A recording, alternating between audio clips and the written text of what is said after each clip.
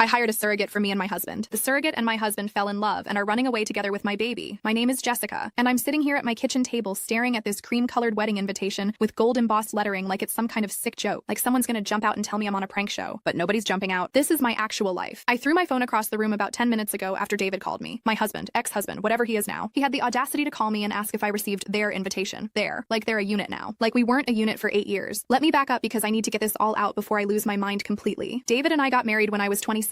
He was 28. We were those people everyone said were perfect together. High school sweethearts who actually made it. We bought a house in suburban Connecticut with a white picket fence. I'm not even kidding about the fence. We had dreams of filling that house with kids and chaos and love, except the kids part never happened. We tried for 4 years. 4 years of negative pregnancy tests, awkward doctor appointments, hormone injections that made me feel insane, and the kind of hope that slowly crushes you month after month. I had endometriosis. Severe. 3 surgeries later, and my doctor finally sat us down and said the words that broke something in me. I could maybe get pregnant, but I probably couldn't carry a baby to term. My uterus was too damaged. I cried for a week straight. David held me and said it didn't matter, that we had options, that we'd figure it out together. That's what he said, together. So we looked into surrogacy. We spent months researching agencies, looking at profiles, trying to find someone who felt right. That's how we found Amber. Amber was 24. Blonde hair, blue eyes, this wholesome girl next door energy that immediately put us at ease. She'd been a surrogate once before for a couple in California and said it was the most rewarding experience of her life. She wanted to help people create families. She seemed like an angel. The agency vetted her. We had lawyers draw up contracts. Everything was legitimate and professional and exactly how it was supposed to be. The IVF process was successful on the second try. We used my eggs and David's sperm. That baby was biologically ours. That detail is going to be important later, trust me. I remember the day we found out Amber was pregnant. David and I cried happy tears in the clinic parking lot. We were finally going to be parents. After all the pain and disappointment, something was finally going right. Amber was the perfect surrogate at first. She sent us weekly updates, photos of her growing belly, ultrasound pictures. She seemed genuinely excited for us. We paid her the agreed upon amount plus extra for anything she needed. David and I went to every single doctor's appointment with her. That's where things started to shift, but I didn't see it then. I was too busy being grateful and excited. David started going to appointments even when I couldn't make it because of work. I'm a marketing director at a tech company, and we were in the middle of a huge product launch. Some days I just couldn't get away. David's a freelance consultant, so his schedule was more flexible. It made sense that he'd go. He'd come home and fill me in on everything. The baby was healthy. Amber was doing great. Everything was perfect. Around month 5 of the pregnancy, David suggested we should have Amber over for dinner more often. You know, make her feel like part of the family since she was doing this incredible thing for us. I thought it was sweet. We had her over every couple of weeks. She'd stay for hours, and we'd talk about baby names and nursery themes and all the stuff I'd dreamed about for years. I noticed David was texting her a lot, but again, I didn't think anything of it. They were coordinating appointments, sharing pregnancy information. It was normal. Month 7. That's when I found the first real red flag, but I was so far in denial I painted over it. I borrowed David's laptop because mine was updating, and I needed to send an urgent email for work. His messages app was open, and there was Amber's name at the top of his recent conversations. I shouldn't have looked, but I did. The messages I saw weren't inappropriate exactly, but they were intimate in a way that made my stomach hurt. Inside jokes. Good morning texts. Him asking how she slept. Her saying she couldn't stop thinking about him. Him saying the same thing back, but then adding, thinking about the baby. I mean, I confronted him that night. He looked genuinely confused, said I was reading too much into it, that he was just being supportive to the woman carrying our child. He made me feel crazy for even questioning it. He held me and said he loved me and only me, that I was stressed from work and hormonal from all the fertility treatments we'd done earlier. That word, hormonal, like my gut instinct was just chemicals making me irrational, so I let it go. God, I let it go. Month 8. Amber moved into our guest room. She said her apartment was doing pest control treatment, and she needed somewhere to stay for a few weeks. We said yes because of course we did. She was 8 months pregnant with our baby. What kind of monsters would we be to say no? Those few weeks turned into her just living with us, and I watched my husband fall in love with her right in front of my face, but I kept telling myself I was imagining things. Little touches that lasted too long. Conversations that stopped when I entered the room. David constantly asking if Amber needed anything, bringing her tea, rubbing her feet when she said they hurt. I told myself he was just taking care of the mother of our child. The baby came 3 weeks early. A girl, 7 pounds, 6 ounces, perfect in every way. We named her Emma. Emma Rose. I held her in the hospital and felt complete for the first time in my life. This was everything I'd wanted. Everything we'd worked for. Amber held her too, of course. The agency had prepared us for this. Some surrogates need time to bond before they can let go. It's normal. It's healthy. But the way David looked at Amber while she held Emma, that wasn't normal. That wasn't healthy. We brought Emma home after 2 days. Amber came with us because she was still recovering and living in our guest room. The agency said she'd need another week or 2 before moving back to her own place. I took my full maternity leave. 12 weeks. The best 12 weeks of my life, despite everything. Emma was a dream baby. She slept pretty well, ate well, barely cried. I was exhausted but happy. David was attentive. He did night feedings with pumped milk, changed diapers, did everything a father should do. But he also did everything for Amber, making sure she was recovering okay, bringing her food, spending hours talking with her while I was busy with the baby. I told myself it was fine. She'd given us this gift. The least we could do was make sure she was okay. Week 3 after Emma was born, I walked into the kitchen at 2 in the morning to warm up a bottle. David and Amber were standing by the fridge. Close. Too close. They jumped apart when they saw me. Just getting some water, David said quickly. Couldn't sleep, Amber added. I pretended I believed them. I warmed Emma's bottle and went back upstairs. That was the night everything inside me started screaming that something was wrong. But I had a 3-week-old baby. I was sleep deprived and emotional and still healing from all the trauma of infertility. I didn't trust my own instincts anymore. Week 4. I came home from a quick Target run to find David and Amber sitting on the couch, Emma between them, looking like a perfect little family. They were laughing at something something on David's phone. They looked happy, natural, like I was the intruder in my own home. Hey, I said, probably too sharply. They both looked up with identical guilty expressions. That night after Amber went to bed, I told David she needed to move out. Her recovery period was over. It was time. He got defensive, said I was being unfair, that Amber had given us everything, that we owed her more compassion. We fought for the first time in our marriage. Actually fought, raised voices, accusations, me saying he had feelings for her, him saying I was paranoid and controlling. I cried myself to sleep that night. He slept in the guest room, not Amber's guest room, the other one. The next morning I woke up to Emma crying. I went to get her from the nursery and found David already there, rocking her. Amber was standing in the doorway in one of David's t-shirts. His t-shirt. We need to talk, David said. Those 4 words. The worst 4 words in the English language. We sat in the living room. Emma was between us and her bouncer. Amber sat next to David on the couch. I sat across from them in the armchair. The geography of that moment told me everything. Jessica, David started, and I could hear the goodbye in his voice. These past few months have been amazing. Getting to know Amber, watching Emma grow, being part of this incredible experience. It's made me realize some things about myself, about what I want. I felt numb, like my body already knew what was coming before my brain could process it. David and I have feelings for each other, Amber said softly. She reached over and took his hand. His wedding ring was still on his finger. That detail made everything so much worse. We didn't plan this. We didn't want to hurt you, but we can't deny what we feel anymore. I laughed. Actually laughed. A harsh, broken sound. You can't be serious. We've fallen in love, David said. Like that was supposed to explain everything. Like love was an excuse for destroying your wife's life. Get out, I said quietly. Jessica, David started. Get out, I screamed. Emma started crying. I picked her up and held her against my chest. Both of you, get out of my house. It's my house too, David said. Legally, I don't care about legally. Get out before I call the police and tell them you're having an affair with our surrogate and trying to kidnap my baby. Amber flinched at that. Good. We're not trying to kidnap anyone, David said. We just want to figure out a custody arrangement. My blood went cold. Custody? Emma is my daughter, David said. Biologically, I have rights. She's my daughter. I'm her mother. She has my DNA. And mine, David said. And Amber carried her. Amber gave birth to her. Amber has a bond with her. That's when I realized what was happening. They weren't just running away together. They wanted Emma too. No, I said. Absolutely not. We have a contract. Amber signed away all parental rights. Contracts can be challenged, Amber said quietly, especially when there are questions about coercion or unclear circumstances. I stared at her. This sweet girl who I'd welcomed into my home, who I'd trusted with the most important thing in my life. She was threatening to take my baby. You signed a contract, I repeated. You were paid. You agreed to this. I agreed to carry a baby for a married couple, Amber said. But the circumstances have changed. David and I are going to be together. We want to raise Emma as a family. She's not your family. She's mine. David stood up. I'm going to pack some things. Amber and I are going to stay at a hotel for a few days while we figure this out. I'll have my lawyer contact you about custody and divorce. Divorce. The word hung in the air like poison. They left that afternoon. David packed a bag for himself and took half the baby supplies with him. Bottles, diapers, the expensive stroller we'd bought together. He kissed Emma goodbye and tried to kiss me. I turned my face away. That was 6 weeks ago. Since then, it's been a nightmare I can't wake up from. David's lawyer sent divorce papers. He's asking for 50-50 custody of Emma. His lawyer claims that because Amber carried Emma, and because David and Amber are now in a committed relationship and planning to marry, they can provide a stable 2-parent home. The implication is that I'm just a single mother who can't provide the same. My lawyer says we have a strong case because of the surrogacy contract, but nothing is guaranteed. Family court is unpredictable. Judges sometimes rule on what they think is best for the child rather than legal technicalities. I've barely slept in 6 weeks. I'm back at work because I have to pay for lawyers now, and my mom comes to watch Emma during the day. She's furious at David. My whole family is. His family is horrified too. His mother called me crying, apologizing for her son's behavior. That almost made it worse somehow. David picks up Emma for his court-ordered visitation every Wednesday and every other weekend. He brings her to the apartment he now shares with Amber, an apartment that should have been for Emma's college fund, money that was supposed to be for our future. I pump breast milk for those visits and imagine Amber feeding my baby my milk while playing house with my husband, ex-husband. The divorce won't be final for months, but he's already moved on, which brings me to today. The wedding invitation. I called David back after I threw my phone. He answered on the first ring. Did you get the invitation? He asked. Like this was normal. Like he was asking if I got his email about a work project. Are you insane? I said. You're actually sending me an invitation to your wedding? To her? We want to be civil about this, David said. For Emma's sake. She's going to grow up with all of us in her life. We need to get along. Emma is 8 weeks old. She doesn't care about your wedding. She will one day. We're trying to do this the right way. The right way would have been not cheating on your wife with our surrogate. I never physically cheated on you while we were together, David said. Like that was supposed to matter. Like emotional betrayal doesn't count. Why did you send this to me? I asked. What do you want? He was quiet for a second. Then he said it. The thing that made me throw up after we got off the phone. We're having the wedding at the inn where we got married, the one in Vermont. And since I'm paying for most of Emma's expenses because of the custody arrangement, I thought it would be fair if you contributed to the wedding costs. I couldn't speak. Actually couldn't form words. I'm not asking for all of it, he continued. Just maybe a few thousand. The venue is expensive, and with lawyer's fees and setting up the new apartment, I hung up. Then I threw up in the kitchen sink. Then I called my lawyer and told her everything. She said it was inappropriate but not illegal for him to ask. She said I should keep the invitation as evidence of his character. She said we could use this in court, but I don't want to use it in court. I want my life back. I want my husband back. I want the future we planned back, except that's not possible anymore. I looked up the wedding date. It's 6 weeks from now, October 15th, a Saturday. The venue is the same place where David and I promised to love each other forever, where I wore my grandmother's veil and cried happy tears, where we had our first dance to At Last by Etta James. They're taking that from me too. My best friend Melissa came over tonight after I texted her about the invitation. She's been my rock through all of this. She took one look at me and immediately opened a bottle of wine. Tell me you're not actually considering paying for this, she said. Of course not. I just I don't understand how this is my life. How did I get here? You didn't do anything wrong, Melissa said. David did. And that manipulative little, she caught herself. Amber knew exactly what she was doing. Did she though? Maybe they really did just fall in love. Jess, she moved into your house. She flirted with your husband while carrying your baby. She's now trying to claim rights to that baby despite signing a legal contract. This wasn't an accident. This was calculated. I wanted to believe her, but part of me still felt like I'd missed something. Like if I'd been a better wife or paid more attention or been home more, this wouldn't have happened. Stop, Melissa said, reading my face. I can see you spiraling. This is not your fault. You were dealing with infertility trauma and trusting the wrong people. That's not a moral failing. She stayed until Emma woke up for her night feeding. After Melissa left, I sat in the nursery rocking my daughter and crying quietly so I wouldn't wake her. This baby girl with David's nose and my eyes and Amber's. Nothing. Amber gave her nothing but a vessel, but legally, that might matter. The next morning, I did something I probably shouldn't have done. I looked up Amber on social media. Her Instagram was public, and there it was. Her whole perfect life with my husband. Photos of them at the park with Emma. Amber holding my baby with the caption, "Blessed beyond measure." David kissing Amber's cheek with Emma in a carrier on his chest. The three of them looking like a magazine ad for family happiness. And the engagement photos. Professional ones. David on one knee in front of a sunset. Amber crying happy tears. Her hand extended showing off a ring that looked expensive. A ring that definitely cost more than a few $1,000s for a wedding contribution. I scrolled back further. Found photos from during her pregnancy. David's hand on her belly. The two of them at the hospital after Emma was born. Him looking at Amber with this expression of pure love while she held our baby. I checked the dates. Those photos were from when they were still living in my house. When I was at work. When I was trusting them. I found myself rage scrolling through months of photos. Then I saw something that made me stop cold. A photo from 11 months ago. Before we even hired Amber. Before she was our surrogate. The photo showed Amber at a coffee shop. And in the background, slightly blurred but definitely recognizable, was David at the same coffee shop, smiling at his phone. I zoomed in. Enhanced it as much as Instagram would let me. That was definitely him. My hands were shaking. 11 months ago. Before we met her through the agency. Before any of this started. I called the agency. Asked to speak to the coordinator who'd worked with us. Her name was Patricia. Sweet older woman who'd seemed genuinely invested in making our dreams come true. "Hi, Jessica," she said warmly when she got on the line. "How's sweet Emma doing?" "She's good. I have a question about Amber. About how she came to be matched with us." "Of course. What do you need to know? How did she find your agency?" "Oh, she actually applied directly. Filled out all the paperwork online. She'd been a surrogate before, so she knew the process. And you matched her with us based on, what? Compatibility? Well, she specifically requested to work with you and David. That's actually pretty common. Sometimes surrogates see profiles and feel drawn to certain couples. We vetted her thoroughly, and everything checked out. She specifically requested us." "Patricia, can I ask something else? Did Amber know David before becoming our surrogate?" There was a pause. "I'm not sure what you mean." "I found a photo of them at the same coffee shop. From before we hired her." Another pause. "Longer this time. That would be a violation of our protocols. Surrogates aren't supposed to have prior relationships with intended parents. The whole point is neutral, professional boundaries. But you didn't check that?" "We ask, and surrogates sign a disclosure form. If Amber lied on her application, that's when it clicked. All of it. The whole horrible picture. This wasn't an accidental love story. This was planned." Amber had known David before, had specifically gotten herself matched with us as our surrogate, had moved into our house and seduced my husband while carrying our baby. This was a con. A long, calculated con. And I'd paid her thousands of dollars to pull it off. I got off the phone with Patricia and immediately called my lawyer. Left a frantic voicemail. Then I called David. "How did you meet Amber?" I demanded as soon as he answered. "What? Jessica, it's 7 in the morning. How did you meet her? Before the surrogacy?" "We met through the agency. You know this?" "No, before that. I found a photo. You were at the same coffee shop 11 months before we hired her. So how did you know her?" Silence. Long enough that I knew I was right. "David, tell me the truth. It's not what you think," he said finally. "Then what is it?" He sighed. I heard movement, probably him walking away from wherever Amber was. "We met at a conference about 18 months ago. A marketing thing. She was working the registration desk. We talked. Got coffee a few times. It was innocent." "You got coffee?" "Multiple times. With a woman who would later become our surrogate. I didn't know she was going to be our surrogate. That just happened." No,